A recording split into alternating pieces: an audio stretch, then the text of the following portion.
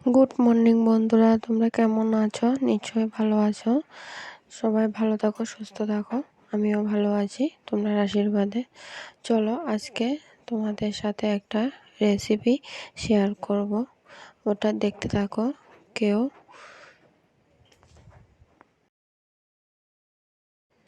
না দেখে চলে যেও না। দেখো, এদিকে আমি একটা কচু পাতা দেখাচ্ছি। ও কচু পাতাটা তোমরা কি বলো আমি জানি না, আমাদের ওখানে ওটা দুধ কচু বলে। ও দুধ কচুর পাতা দিয়ে আজকে একটা রেসিপি করব।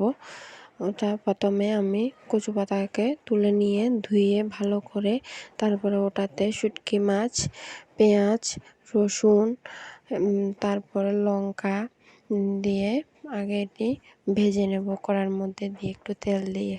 পাতাগুলিও একটু কুচি কুচি করে নিয়ে তারপরে ওটাও ভেজে নেব। তারপরে ওটাতে আমি শিলনোড়ায় বেটে নেব।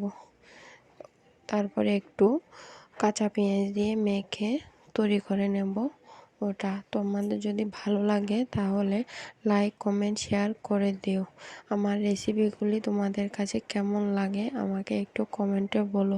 তোমরা যদি কমেন্ট করে না বলো তাহলে আমি কিভাবে বুঝতে পারবো আমার ভিডিও ভালো লাগে না খারাপ লাগে।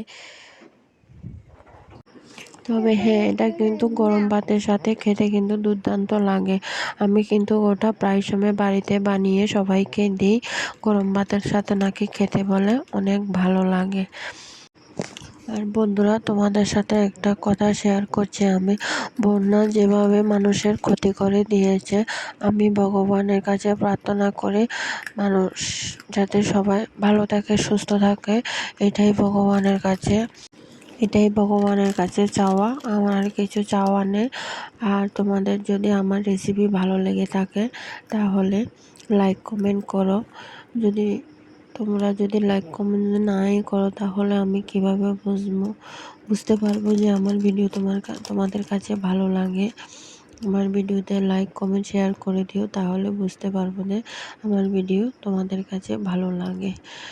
নমস্কার বন্ধুরা, আজকের ভিডিও আমার এতটুকুই।